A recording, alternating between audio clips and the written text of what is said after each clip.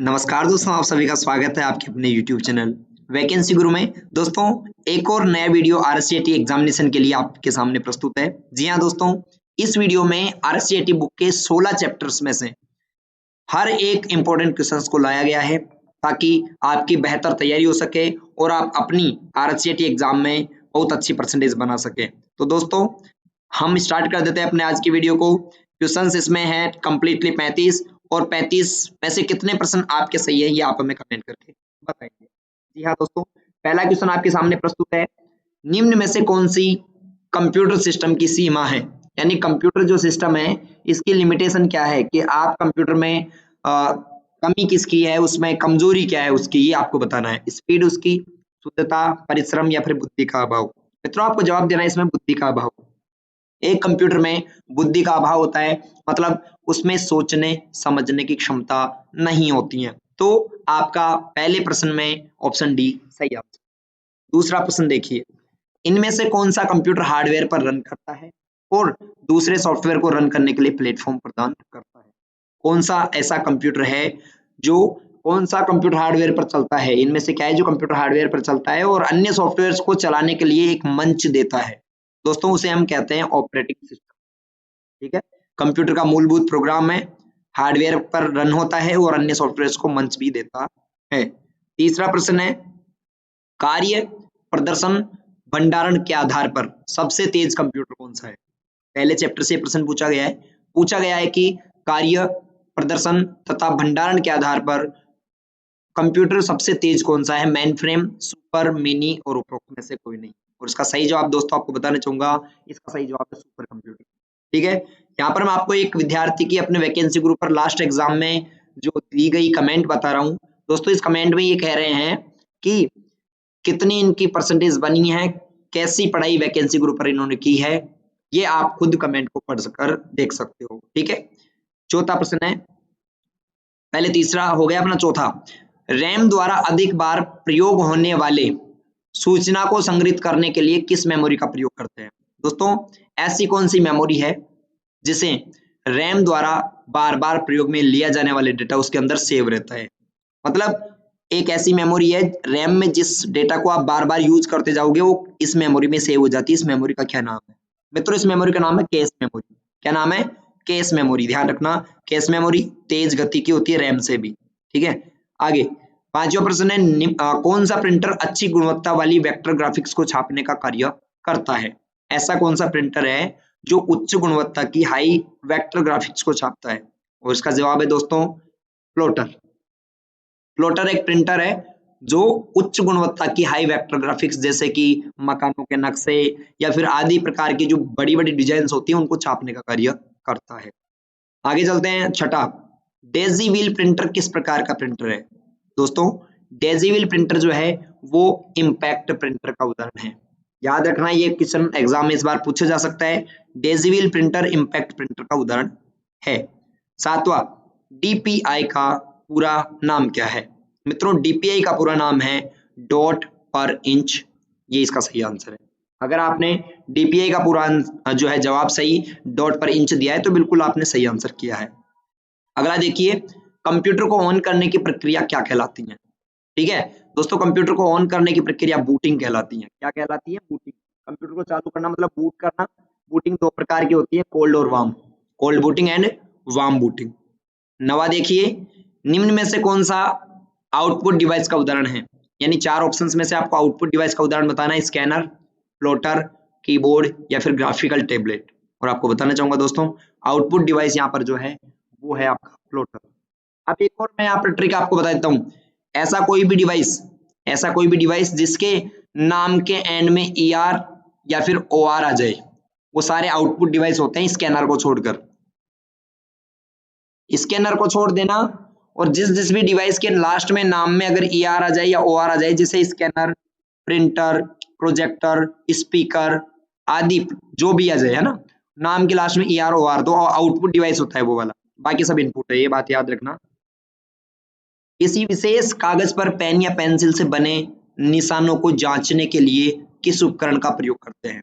यानी किसी विशेष कागज पर मान लो पेन या पेंसिल के निशान बने हुए हैं, ठीक है। तो उसको जांचने के लिए कौन सा उपकरण काम में आएगा ये आपको बताना है। मतलब आप एग्जाम में जाते हो, वहां पर 4 गोले आपको भरने होते हैं ओएमआर शीट में, ठीक है। तो उसमें गोला जो आप भर के आते हो उसको चेक करने वाला उपकरण है, उसका नाम क्या है दोस्तों? उस उपकरण का नाम है OMR, ऑप्टिकल मार्क रीडर, यानी ऑप्टिकली रूप से मार्क को रीड करता है।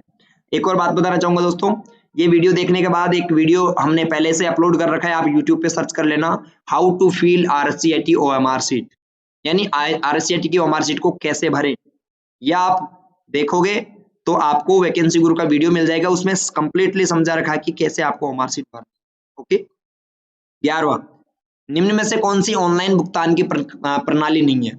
यानी इनमें से कौन सी एक ऑनलाइन भुगतान की प्रणाली नहीं है जहां पर आप ऑनलाइन भुगतान नहीं कर सकते? डेबिट कार्ड से कर सकते हो, क्रेडिट कार्ड से कर सकते हो, नेट बैंकिंग से कर सकते हो, कैश से नहीं कर सकते। तो यहाँ पर 11वीं में डी ऑप्शन सही है। अगला, निम्न में से कौन सा वेब ब्राउजर का उदाहरण है? 4 ऑप्शन सही, इनमें से आपको ये बताना है कि कौन सा एक वेब ब्राउजर का उदाहरण है। Google Chrome, safari, Mozilla Firefox या उपरोक्त सभी। दोस्तों आपको बताना चाहूंगा, यहाँ पर जो वेब ब्राउजर का उदाहरण है वो है Google Chrome, safari, Mozilla Firefox, मतलब तीनों, सभी यहाँ पर वेब ब्राउजर के उदाहरण हैं। अगला प्रश्न, निम्न में से कौन सी सोशल नेटवर्किंग की साइट नहीं है? यहाँ पर यह आपको बताना है कि सोशल मीडिया की साइट यहाँ पर कौन सी नहीं है। फेसबुक, माई स्पेस, ट्विटर या विकिपीडिया। दोस्तों सोशल नेटवर्किंग की साइट यहाँ पर विकिपीडिया नहीं है, बाकी ये तीनों सोशल मीडिया की साइट्स है, ठीक है, ये ध्यान आपको रखना है। और इसके अलावा इंस्टाग्राम भी सोशल मीडिया की, सोशल नेटवर्किंग की साइट है या मोबाइल ऐप है। आगे चलते हैं, HTML का पूरा नाम क्या है? मित्रों HTML का पूरा नाम हाइपर टेक्स्ट मार्कअप लैंग्वेज होता है। क्या होता है?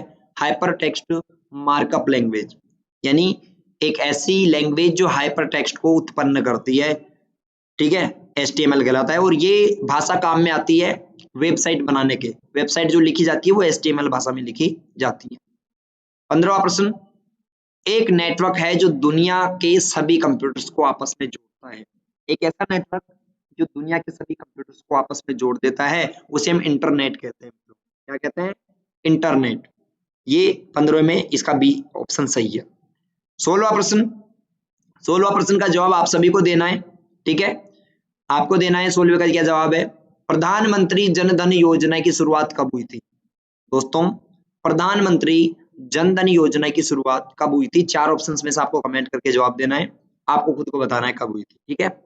17वां प्रश्न, एक प्लास्टिक का कार्ड है जो ग्राहक को उधार खरीदने की सुविधा प्रदान करता है। एक प्लास्टिक का कार्ड जो ग्राहक को उधार खरीदने की सुविधा देता है उसे हम क्या कहते हैं? Credit card, debit card, master card या फिर उपरोक्त सभी। दोस्तों प्लास्टिक का कार्ड जो ग्राहक को उधार खरीदने की सुविधा देता है ना, यहाँ पर मेन चीज है उधार खरीदना, तो उसके लिए क्रेडिट कार्ड का इस्तेमाल किया जाता है। अगर आपको उधार खरीदना है तो क्रेडिट कार्ड ले जाओ, क्योंकि क्रेडिट कार्ड से जो पैसा आप चुकाते हो ना वो आपको 1 महीने बाद बैंक को चुकाना होता है, जिस बैंक का क्रेडिट कार्ड है, मतलब सेम डे आपको नहीं चुकाना, तो क्रेडिट कार्ड से ही उधार खरीदा जा सकता है। 18वां प्रश्न, POS का पूरा नाम क्या है? और इससे पहले मैं आपको बता दूं कि मैंने एक आपको अभी प्रश्न पूछा था, कौन सा?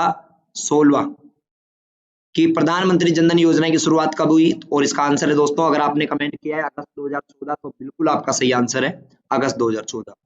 आगे चलते हैं अपन, पोस का पूरा नाम क्या है? दोस्तों POS का पूरा नाम होता है point of sale. Point of sale, यानी 18वें में ए आंसर सही है, पॉइंट ऑफ सेल। 19वां देखिए, Paytm, SBI buddy, free charge आदि किसके उदाहरण हैं? दोस्तों पेटीएम, SBI का बड्डी और फ्री चार्ज ये तीनों मोबाइल वॉलेट के उदाहरण हैं, ठीक है। किसके उदाहरण हैं? मोबाइल वॉलेट के। तो अगर आपने जवाब दिया है ऑप्शन ए तो बिल्कुल आपका सही आंसर है। 20वां देखिए, और 20वां प्रश्न बताने से पहले मैं आपको एक जानकारी दूंगा। दोस्तों आपके मन में एक बात आती होगी कि RCET में वैकेंसी गुरु से जो स्टूडेंट्स पढ़ते हैं तो 2-2, 3-3 दिन में उनकी परसेंटेज 80 से ऊपर कैसे बन जाती है? ऐसा क्या करते हैं उनकी 80+ परसेंटेज बन जाती है? तो दोस्तों ध्यान दें, वो विद्यार्थी लाइव क्लासेज और वीडियोस तो देखते ही हैं, इनके अलावा वो वैकेंसी गुरु वेबसाइट पर जाकर वहां से इंपॉर्टेंट क्वेश्चंस को पढ़ते हैं और वैकेंसी गुरु मोबाइल ऐप डाउनलोड कर लेते हैं। अगर वैकेंसी गुरु मोबाइल ऐप प्ले स्टोर से, तो वहां पर आपको फ्री ऑनलाइन टेस्ट देने को मिलेंगे जिनसे आपकी तैयारी बेहतर होगी।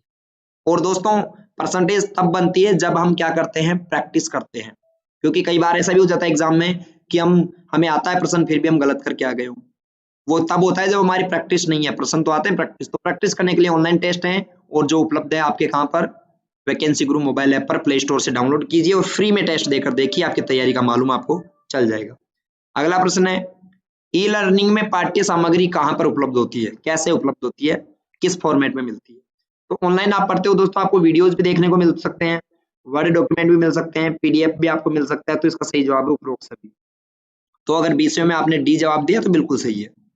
अगला 21वां प्रश्न है, कुछ खरीदने और बेचने के काम में आने वाली वेबसाइट किस कैटेगरी में आती है? ऐसी वेबसाइट जहां पर हम कुछ खरीद सकते हो, कुछ बेच सकते हो, उन वेबसाइट्स को दोस्तों ई कॉमर्स की वेबसाइट कहते हैं। क्या कहते हैं? ई कॉमर्स की वेबसाइट। तो इसका सही जवाब है ऑप्शन सी, और ई कॉमर्स का पूरा नाम है इलेक्ट्रॉनिक कॉमर्स।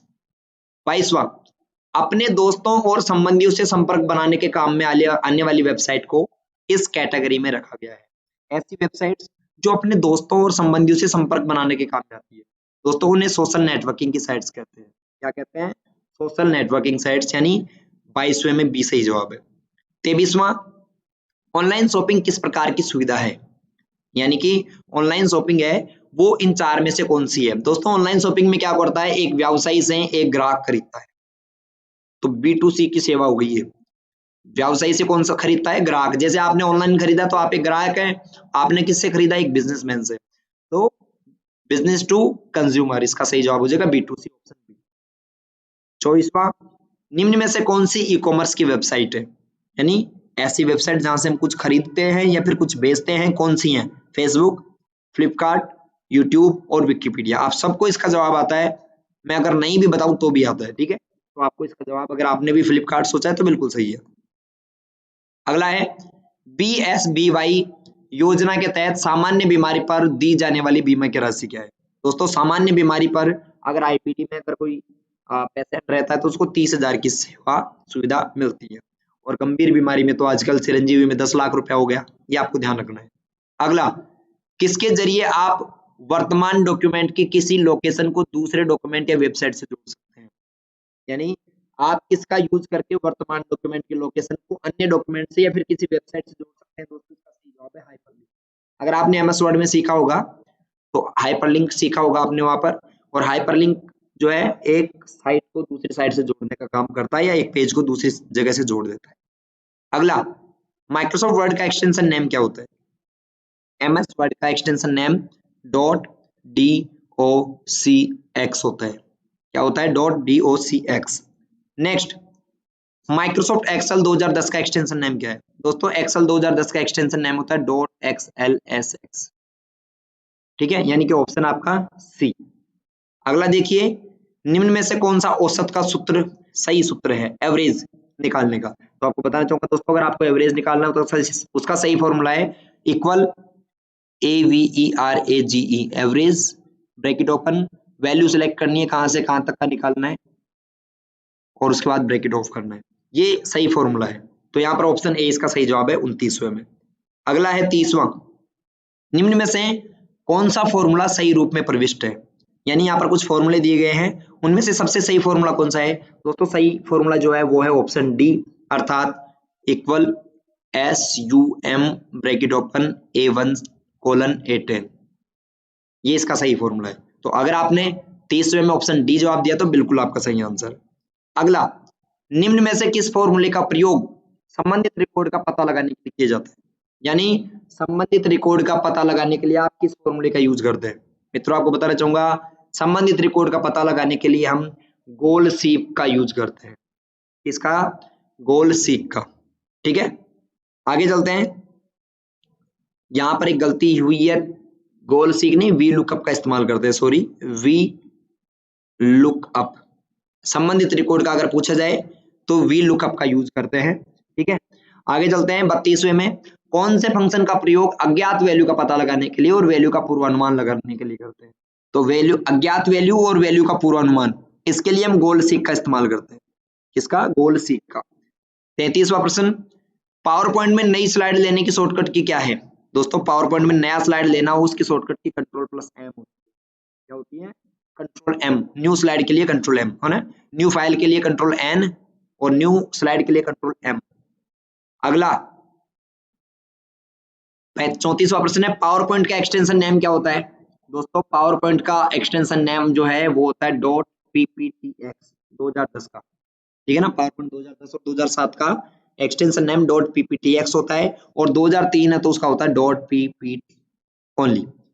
35वां देखिए, पावर पॉइंट में स्लाइड चेंज होने पर जो प्रभाव प्रदर्शित होता है उसे हम क्या कहते हैं? दोस्तों जब पावर पॉइंट में हम एक स्लाइड से दूसरे स्लाइड पर जाते हैं, उसके बीच में जो इफेक्ट आता है उसको हम स्लाइड ट्रांजिशन कहते हैं, ठीक है। तो इस प्रकार आपके 35 में से टोटल कितने परसेंट सही हुए कमेंट करके बताएं।